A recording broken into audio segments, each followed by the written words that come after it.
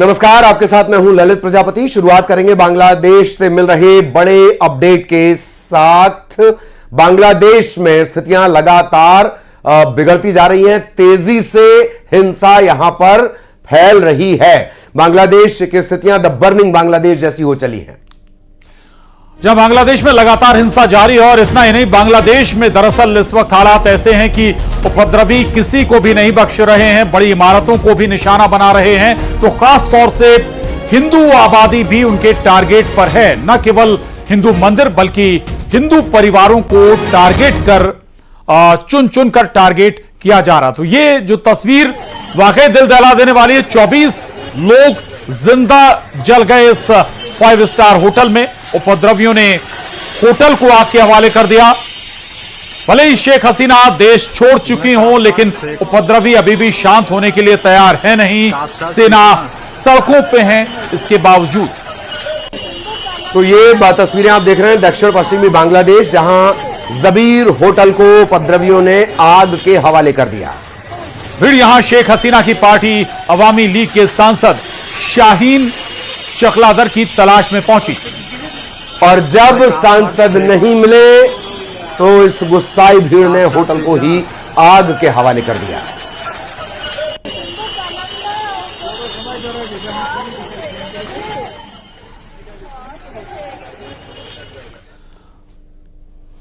और अब सवाल है कि बांग्लादेश में तख्ता पलट हुआ तो हिंदुओं पर कैसे संकट आ गया।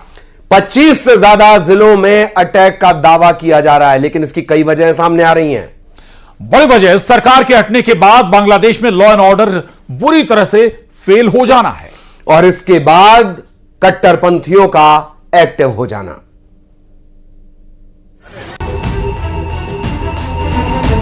ये एक ही दिन में हिंदुओं के लिए नर्क बन गए बांग्लादेश की तस्वीरें हैं। ये बांग्लादेश की वो अभागी संतानें हैं जिन्हें कट्टरपंथी ढूंढ ढूंढ कर मार रहे हैं। हिंदू घरों पर हमले हो रहे हैं, हिंदुओं के घर लूटे जा रहे हैं, हिंदू महिलाएं बच्चियां जान बचाने के लिए भाग रही हैं, हिंदू मंदिरों को तोड़ा और लूटा जा रहा है। बांग्लादेश के इस नए नर्क में फंसे हिंदू सोशल मीडिया के जरिए दुनिया से खुद को बचाने की अपील कर रहे हैं। अभी बांग्लादेश का माहौल कल बहुत खराब हो गया था, फिर भी बांग्लादेश की आवामी लीग की सरकार भाग गई, लेकिन उसके सब एमपी लोग, बहुत एमपी फिर नेता लोग भाग नहीं पाया। अभी तक वहाँ पे है, वही लोग दंगा फसाद करने की कोशिश कर रहे हैं। तो सरकारी बिल्डिंग, फिर वहाँ पे जो हम लोग की भाई है, हिंदू भाई, बुद्ध भाई जो है, उन लोग के घर में जाके, मंदिर में जाके आग लगा रहे हैं। मिছিল দিয়ে যাওয়ার সময় পূর্ব দিক থেকে এসে আমার বাসার মধ্যে ঢুকে, আমার বাবা একজন ব্যবসা করে, সে তার ব্যবসার প্রতিষ্ঠান, আমার ভাই একজন ডাক্তার, ছোট কাকার ছেলে, তার চেম্বারও আমাদের বাসার মধ্যে। এই চেম্বারের মধ্যে ঢুকে আমাদের পুরো ভাইরা চুরিরা কিচ্ছু রাখে নাই। আমার কাকাকে খুঁজতেছিল, আমার ভাইকে খুঁজতেছিল, মানে এরা কোথায়। আমার মা বাইরে ছিল, আমার মা শুধু নির্ভয় হয়ে দাঁড়ায় দেখতেছে যে ঘরে ফ্যান বলেন, খাবার জলের জগ বলেন, একটা গ্লাস বলেন, কিচ্ছু রাখে নাই। পিটারে ভাইয়া ফেলাইছে। বাবা যতটুকু পারছে ছবি তুলছে এবং বাবারে মারছে, বাবার গায়ে হাত দিছে। আর আমার ছোট কাকা তো পলাই আছে, আমার ছোট কাকাকে ওরা খুঁজতেছে। মানে আমরা কতটা নির্ভয় আজকের এই ছাত্রদের কারণে। আমরা এখন কি দেশ ছেড়ে নিজের জায়গা জমি ছেড়ে কি আমরা ইন্ডিয়া পালাই যাবো, এটা মনে করতেছে সবাই। কেন ইন্ডিয়া যাব? আমরা স্বাধীন দেশে বাস করি না? আমরাও দেশের নাগরিক না? তাহলে কেন আমাদের সাথে এরকম হবে? আমরা তো স্বাধীনতা, ঠিক আছে, সবই ঠিক আছে। सोशल मीडिया के जरिए जो बताया है वो इस वक्त पूरे बांग्लादेश में हिंदुओं से हैवानियत का सच है। ये बात खुद बांग्लादेशी मीडिया दुनिया को बता रहा है। बांग्लादेश की प्रमुख समाचार वेबसाइट द डेली स्टार के मुताबिक कल यानी 5 अगस्त 2024 को कम से कम 27 जिलों में हिंदुओं को निशाना बनाया गया। हिंदुओं की सैकड़ों दुकानें लूटकर जला दी गई, हिंदुओं के अनगिनत घर और मंदिर तोड़े गए, एक हिंदू पार्षद की हत्या हो चुकी है, एक हिंदू पत्रकार को भी मारा जा चुका है। बांग्लादेशी मीडिया ने ही रिपोर्ट में लिखा है कि वहां ऐसा कोई क्षेत्र या जिला नहीं बचा है जहां हिंदुओं पर हमले न हुए हों। कि इस वक्त हालात बेहद खतरनाक हैं। हिंदू मंदिरों को लूटा जा रहा है, उनमें आग लगाई जा रही है। नाइट में हमला हुआ। इस्कॉन मेहरपुर इस्कॉन का प्रचार केंद्र है। अग्नि संयोग किया और लूंटन किया, भांगचूर किया। बांग्लादेश में हिंदुओं के खिलाफ जारी हिंसा को लेकर बीजेपी नेता शुवेंदु अधिकारी ने कहा है कि कुछ दिनों में 1 करोड़ हिंदू शरणार्थी बंगाल की शरण में आ सकते हैं और भारत को इसकी तैयारी करनी चाहिए। शुवेंदु ने यह भी दावा किया कि नोवाखाली में हिंदुओं के सभी घर जला दिए गए हैं और सिराजगंज में 13 हिंदू पुलिसकर्मियों की एक साथ हत्या कर दी गई है। बांग्लादेश के जो हालात हैं उसे देखकर लगता भी है कि दक्षिण एशिया में हिंदू 75 साल बाद तीसरा बड़ा विस्थापन देखने वाले हैं और बांग्लादेश में रह रहे 1 करोड़ से ज्यादा हिंदुओं को जान बचाने के लिए देश से भागना पड़ सकता है। और अब सीधे आपको लिए चलेंगे देवास। पहुंचे हुए हैं मुख्यमंत्री डॉक्टर मोहन यादव। हम ये देंगे, आपको पैटर्न भी देंगे, लेबर भी देंगे, व्यवस्था भी देंगे और आप जो चाहोगे वो अनुदान भी देंगे। अरे मैं बिल्कुल चाह रहा है, चारों का स्वागत है। 40 आए तो और बढ़ा दो स्वागत। जितने लोग आए, किसी प्रकार का कोई उद्योग खोलना, कोई काम धंधा खोलना जो रोजगार आधारित है। इसी में अभी हमने तो लाडली बहनों के लिए रक्षाबंधन की बात अभी निकली। हमारा तो प्रयास है कि रक्षाबंधन पे लाडली बहनों को देना वो अपनी जगह। ये लाडली बहनों को जो 1250 या 250 देके 1520 महीने देने वाले हैं, अरे बहनों को तो 2000 और 3000 देंगे, आप काम धंधे में लगाओ, ये भी हमारी तरफ से देने वाले हैं। क्योंकि हमारी वर्क फोर्स तैयार हो रही है। हमारे यहाँ जो जिनको काम की आदत है उनको काम के आधार पर भी आप प्रोत्साहन दीजिए। अभी हमारी लेबर इंडस्ट्री, अपनी इंडस्ट्री रेडीमेड गारमेंट्स की उज्जैन में खुल गई। बेस्ट इंटरप्राइजेस की 4000 5000 रुपए प्रति लेबर हम अपना उनके लिए 10 साल तक का एमओयू किया। जमीन, बिजली, पानी, लेबर सब कुछ आपको दे रहे हैं। क्योंकि अधिकांश हमको रोजगार आधारित उद्योग भी लगाना है और बाकी भी इंडस्ट्री लगे तो कोई बुरा नहीं और कोई सेक्टर नहीं छोड़ रहे। फूड इंडस्ट्री के बारे में जब एग्रीकल्चर ग्रोथ रेट हमारी 25% से ऊपर निकल गई तो स्वाभाविक रूप से हमको उनकी चिंता करना पड़ेगी। और अलग अलग सेक्टर में अभी शाजापुर वालों ने कुछ लिख के दिया, मुझे ध्यान में आ रहा है, खाली शाजापुर वाले ही हैं कि दूसरे भी हैं, तो वो तो लिखा ही नहीं उसमें। लेकिन मैं तो पूरे प्रदेश को देख रहा हूँ, आपके यहाँ जहां जहां पे औद्योगिक क्षेत्र की जमीन है, औद्योगिक क्षेत्र में तो डेवलपमेंट कर ही रहे हैं। मुझे इस बात की प्रसन्नता है कि ये हमारा मेडिकल डिवाइस पार्क बगल में आपका पास वाला जहां नया एयरपोर्ट बनने वाला है, इस मेडिकल डिवाइस पार्क में अभी जुपिटर ग्रुप वाले आए थे 4 दिन पहले और उन्होंने खुद ने कहा कि हम जमीन खरीदे इंदौर उज्जैन में, कहा चले, हमने कहा जा रहा है पेमेंट में इधर ले लो हमारे पास। तो उन्होंने 21 एकड़ जमीन ली है और 21 में 1000 एकड़ का बड़ा अच्छा पार्क। आप में से वैसे उसके पास में उतनी जमीन और भी ले रहे, लेकिन इसके अलावा भी प्राइवेट सेक्टर में भी अगर अपने यहाँ इंडस्ट्री के लिए इस तरह से क्लस्टर बनाने की बात है, सभी प्रकार से प्रमोशन के लिए सरकार तैयार है। कल ही मैं बेंगलोर जा रहा हूं। और अखिल भारतीय उद्यमी सम्मेलन में पहुंचे थे मुख्यमंत्री देवास शामिल होने के लिए। और अगली खबर बांग्लादेश से ही जुड़ी हुई। शेख हसीना इस वक्त भारत की शरण में हैं। आज भारत सरकार ने उनकी शरण को लेकर स्थिति साफ कर दी है। सरकार ने कहा है कि शेख हसीना कुछ वक्त के लिए भारत में, यानी शेख हसीना, लेकिन यह पहली बार नहीं है जब भारत ने मुश्किल वक्त में उनकी मदद की हो। तो वहीं बांग्लादेश संकट पर भारत में किस तरह की राजनीति हो रही है, विदेश मंत्री एस जयशंकर ने बांग्लादेश के राजनीतिक संकट को लेकर राज्यसभा में बयान दिया, जिसमें उन्होंने बताया कि बांग्लादेश में मौजूद 19,000 भारतीयों की सुरक्षा पर भारत सरकार की नजर है। बांग्लादेश में पैदा हुए राजनीतिक संकट पर विदेश मंत्री एस जयशंकर ने राज्यसभा में बयान दिया।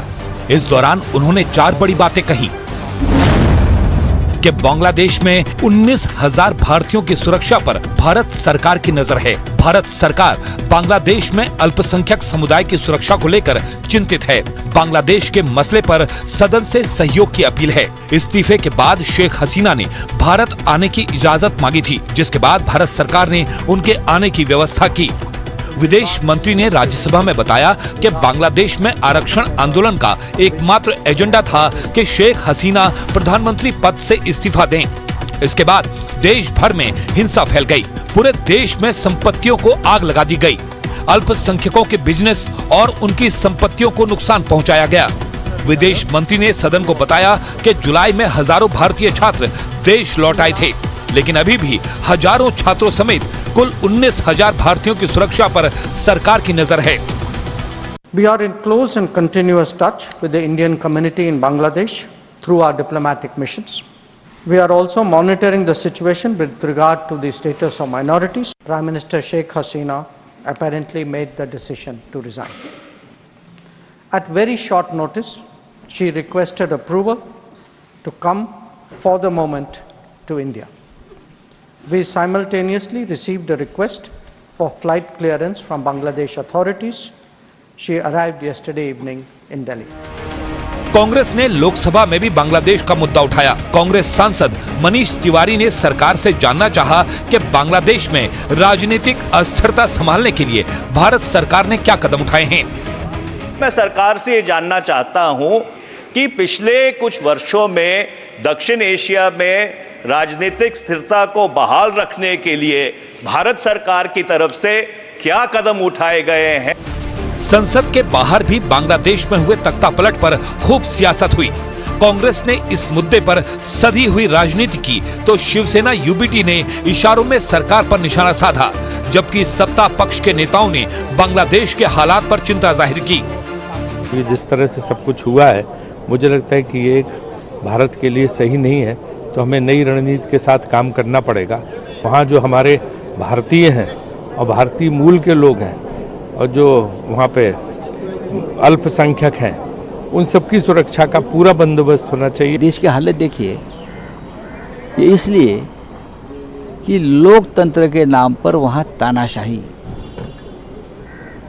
चला रही थी। जो रिपोर्ट आ रहा है और ओवरऑल परिस्थिति बड़ा अलार्मिंग है। मुझे पक्का लगता है भारत सरकार की नज़र होगी, लेकिन बहुत चिंता की विषय। हमारा काफ़ी बॉर्डर उनसे लगता हुआ है, तो हमें इसलिए सचेत रहने की आवश्यकता है। बांग्लादेश तो अपने हिसाब से जो मुस्लिम कंट्री होते हैं, अपने हिसाब से जो भी डेवलपमेंट करेंगे, लेकिन हमें सचेत रहने की आवश्यकता है।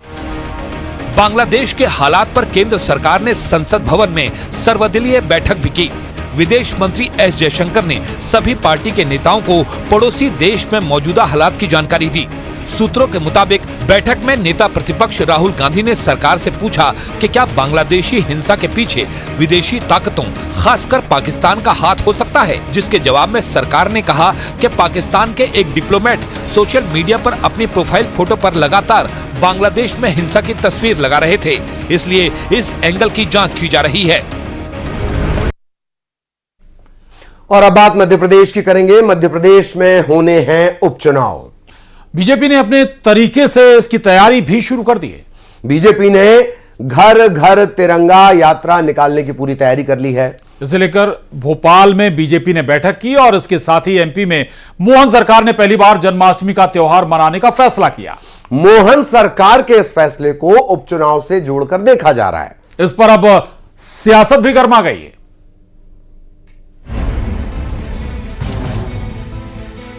भोपाल में बीजेपी के दिग्गज नेताओं ने चुनाव के साथ ही अगले कार्यक्रमों को लेकर मंथन किया, साथ ही रणनीति भी बनाई। बैठक में सीएम डॉक्टर मोहन यादव के साथ ही प्रदेश अध्यक्ष वीडी शर्मा शामिल हुए। जिला अध्यक्षों की बैठक में घर घर तिरंगा यात्रा निकालने पर चर्चा हुई। सीएम ने कहा कि कार्यक्रम पार्टी का है, लेकिन ये देशभक्ति की भावना जगाने वाला है। पूरी पार्टी पूरे समाज को लेकर के अगर तिरंगा अभियान चला रही है, ये वाकई बहुत अभिनंदनीय कार्य है। और इस नाते से हम सब प्रदेशवासी घर घर से तिरंगा अपने सबके घर फहराएं। विभिन्न प्रकार के जो आयोजन किए गए, सरकार भी आपके साथ कदम से कदम मिला के चलेगी। ये तो हुई बात पार्टी के कार्यक्रम की। इस बीच सरकार ने जन्माष्टमी को लेकर जो फैसला लिया है, उस पर सियासत गर्मा गई है। प्रदेश सरकार ने जन्माष्टमी मनाने का फैसला किया है। कार्यक्रम का आयोजन संस्कृति विभाग करेगा। इस दौरान सरकारी आयोजनों में मटकी फोड़ने का कार्यक्रम होगा। प्रयास किया है कि इस बार जन्माष्टमी, चूंकि जैसे जो द्वारका का महत्व है, जो वहां द्वारकाधीश भगवान श्री कृष्ण हुए, जो महत्व मथुरा का जहां उनका जन्म हुआ है और बाकी लीलाएं हुई है, वही महत्व मध्य प्रदेश का भी है।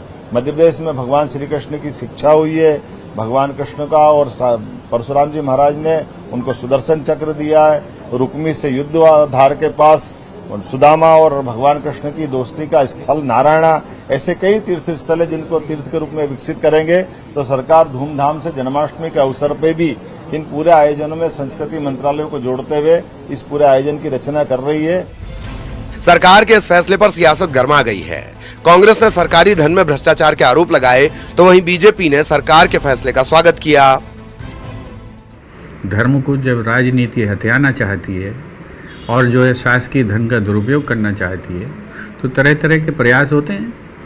आप जो है क्यों हड़पना चाहते हैं जिस एक धार्मिक आयोजन को जो जनता के प्राणों में बसा हुआ है, उसको क्यों राज्य के संसाधनों से हड़पना चाहते हैं? ये तो सरकार को जवाब देना चाहिए इसका, और बिल्कुल मनाई जानी चाहिए। मनाते लोग, हर घर में मनाए जाते। और जन्माष्टमी मैंने देखा कि खासा युवाओं को उत्साह रहता है जन्माष्टमी में मटकी फोड़ और बाकी सारे आयोजनों के माध्यम से। तो लोग अलग अलग सामाजिक स्थान पर अलग अलग जगह लोग तो करते ही हैं, लेकिन सरकार की अपनी भूमिका आने से उसे और उत्सव के रूप से मनाया जा सकता है। तो मैं डॉक्टर मोहन यादव जी को इसके लिए बहुत बहुत बधाई और शुभकामनाएं देता हूं। और इस तरह से जो उत्सव के रूप से जन्माष्टमी मनाई जाएगी, हम सब विधायक भी अपने अपने स्थानों पर उत्सव के रूप से इस कार्यक्रम को करने वाले। स्वतंत्रता दिवस, जन्माष्टमी के अलावा रक्षाबंधन के लिए बीजेपी ने अपनी रणनीति बनाई है। रक्षाबंधन से पहले 25,000 जगहों पर पार्टी कार्यक्रमों का आयोजन करेगी। बीजेपी इन रणनीति के तहत जनता के बीच जाएगी, साथ ही संवाद भी स्थापित करेगी, और यही चुनाव में उसकी ताकत भी बनते हैं। कांग्रेस भले ही सवाल खड़ी कर रही हो, लेकिन उसे भी पता है इन आयोजनों से बीजेपी को सियासी फायदा होता है, और शायद विरोध की वजह भी यही है। Bureau report, news 18। और लोकसभा चुनाव के बाद यूपी में बीजेपी की अग्नि परीक्षा शुरू होने जा रही है।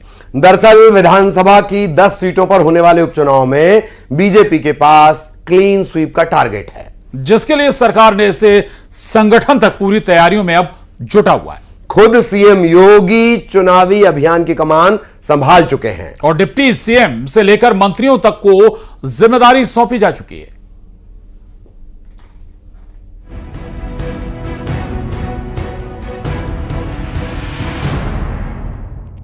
उत्तर प्रदेश में एक बार फिर सियासी बिसात बिछ चुकी है। 10 सीटों पर उपचुनाव का दंगल शुरू हो चुका है, और चुनावी अभियान की कमान सीएम योगी ने खुद संभाली है। इस बार 10 विधानसभा सीटों के लिए होने वाले उपचुनाव में बीजेपी को जिताने के लिए सरकार और संगठन मिलकर तैयारियों में जुट चुके हैं। मुख्यमंत्री योगी की ओर से गठित 30 मंत्रियों की टीम के अलावा सीएम, दोनों डिप्टी सीएम, बीजेपी प्रदेश अध्यक्ष भूपेंद्र चौधरी, महामंत्री संगठन धर्मपाल भी चुनावी तैयारियों पर नजर रखेंगे। सीएम आवास पर हुई टीम 30 की बैठक में उपचुनाव की रणनीति बनाई गई। साथ ही ये भी क्लियर हुआ कि सीएम योगी सभी 10 सीटों पर चुनावी रैली करेंगे। केशव मौर्य फूलपुर और मांझवा में जनसभा करेंगे। ब्रजेश पाठक सीसामऊ और करहल सीट पर दम दिखाएंगे। भूपेंद्र चौधरी मीरापुर और कुंदरकी में चुनावी दौरा करेंगे, तो वहीं महामंत्री संगठन धर्मपाल खैर और गाजियाबाद का दौरा करेंगे। इन सभी नेताओं के साथ पहले से तय 3-3 मंत्रियों को 10 सीटों पर लगाया गया है। भारतीय जनता पार्टी ने उत्तर प्रदेश में उपचुनाव की 10 सीटें जीतने के लिए पूरी तरीके से कमर कस ली है। भारतीय जनता पार्टी के बड़े नेता चुनावी व्यूह तैयार करने में जुट गए हैं। खुद मुख्यमंत्री योगी आदित्यनाथ कटेहरी और मिल्कीपुर के दौरे करेंगे और वहां पर चुनावी व्यूह रचाएंगे। मुख्यमंत्री योगी आदित्यनाथ के दौरे आज से शुरू भी हो गए हैं, जहां मुख्यमंत्री योगी आदित्यनाथ अयोध्या में मिल्कीपुर के सियासी समीकरणों को समझेंगे। वहीं दूसरी तरफ अंबेडकर नगर में आज मुख्यमंत्री योगी आदित्यनाथ वहां कटेहरी जो विधानसभा सीट है उपचुनाव की, उसके सियासी समीकरणों को समझेंगे। और इसी तरीके से भारतीय जनता पार्टी के प्रदेश के अध्यक्ष भूपेंद्र चौधरी, महामंत्री संगठन धर्मपाल और दोनों डिप्टी सीएम 2-2 सीटों पर प्रवास करेंगे और वहां के दौरे करेंगे।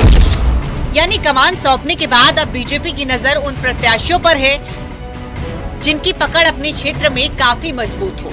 इसको लेकर सीएम ने सभी मंत्रियों से ये भी कहा है कि जनता से संवाद के दौरान संभावित और मजबूत प्रत्याशियों के चेहरे को लेकर चर्चा करें, जनता से प्रत्याशियों के बारे में सुझाव भी लें और ये भी पूछें कि उनकी पसंद कौन है और जातीय समीकरण के लिहाज से जनता की पसंद कौन बन सकता है। देखिए, माननीय मुख्यमंत्री जी निरंतर मंडलों की समीक्षा कर रहे हैं, विधायकों से मिल रहे हैं और पार्टी भी बाई इलेक्शन को लेके अपने पदाधिकारियों को लगाई हुई है। सरकार के मंत्री लगे हुए हैं, निरंतर उसकी बैठकें हुई हैं, कल भी बैठक हुई है और कहीं न कहीं बाई इलेक्शन की 10 सीटों को हम कैसे जीत सकते हैं, इसके लिए सरकार और संगठन दोनों उस प्रयास में लगे हुए हैं। और मैं आपको विश्वास दिलाता हूं कि संगठन की ताकत और सरकार की योजनाओं के दम पर हम 10 की 10 सीटें जीतने में कामयाब होंगे। यानी न सिर्फ जातीय बल्कि सामाजिक समीकरण को साधने वाले चेहरे पर ही बीजेपी दांव खेलेगी, क्योंकि जो गलती लोकसभा चुनाव में हुई उससे सीख लेते हुए इस बार प्रत्याशी चयन की प्रक्रिया में खुद सीएम योगी मोर्चे पर है, ताकि इस चुनाव में गलती से भी गलती की गुंजाइश न हो। Bureau report, news 18।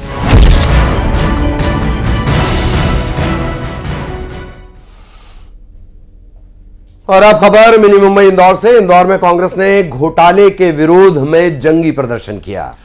कुछ कार्यकर्ताओं ने बैरिकेड फांदने की कोशिश की और इस दौरान पुलिस और कांग्रेस कार्यकर्ताओं के बीच झड़प भी देखने को मिली। पुलिस ने कांग्रेसियों को रोकने के लिए वाटर कैनन का इस्तेमाल भी किया। कई कार्यकर्ता घायल हुए। वहीं कुछ मीडिया कर्मी भी इसमें जख्मी हो गए।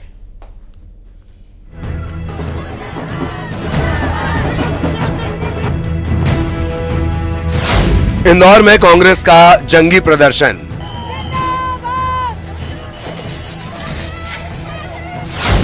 फर्जी बिल घोटाले के खिलाफ विरोध। प्रदर्शन में पुलिस से भिड़े कार्यकर्ता। पुलिस ने कार्यकर्ताओं को खदेड़ा। इंदौर नगर निगम में हुए घोटाले के विरोध में कांग्रेस ने प्रदर्शन किया। इस दौरान कांग्रेस नेता और कार्यकर्ता पुलिस से भिड़ गए। तस्वीरों में आप देख सकते हैं बड़ी संख्या में कांग्रेस कार्यकर्ता बैरिकेड के पास मौजूद हैं। नेताओं और कार्यकर्ताओं को रोकने के लिए पुलिस के जवान भी मौके पर थे। कुछ कार्यकर्ताओं ने बैरिकेड फांदने की कोशिश की। कांग्रेस कार्यकर्ताओं ने निगम परिसर में घुसने का प्रयास किया। इस दौरान पुलिस और कार्यकर्ताओं के बीच झूमाझटकी देखने को मिली। कांग्रेसियों को रोकने के लिए पुलिस को वाटर कैनन का इस्तेमाल करना पड़ा।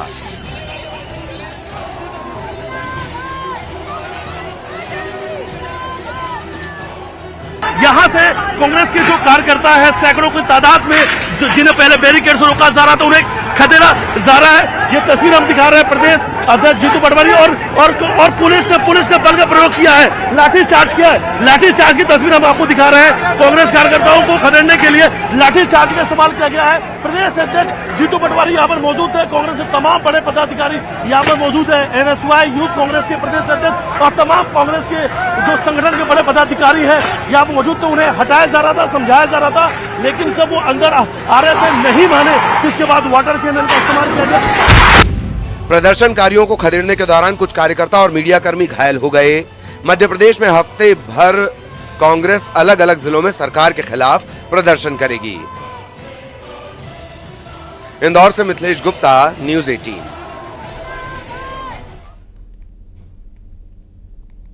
और उधर सुल्तानपुर के जूता कारीगर रामचेत ने राहुल गांधी को जूता गिफ्ट किया है।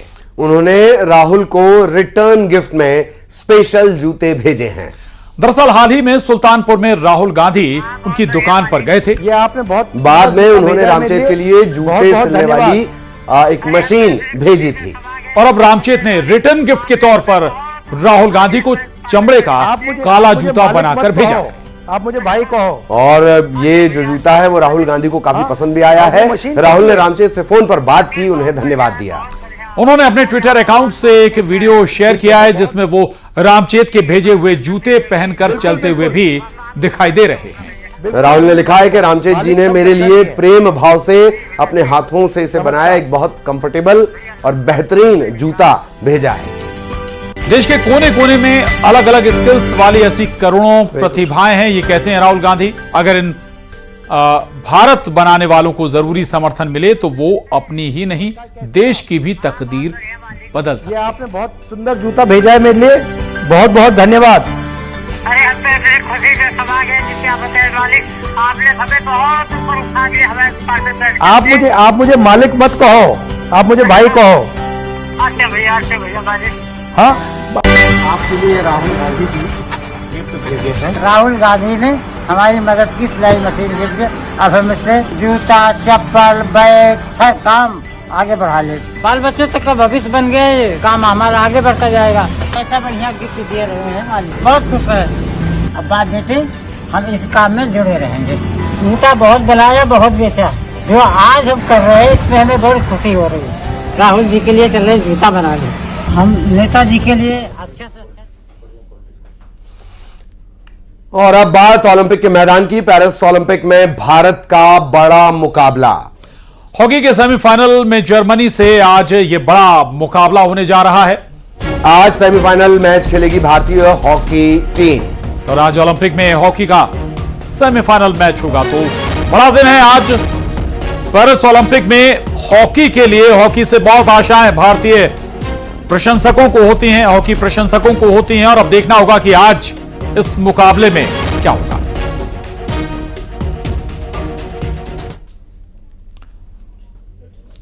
और खबर असरदार में बस इतना ही। नमस्कार।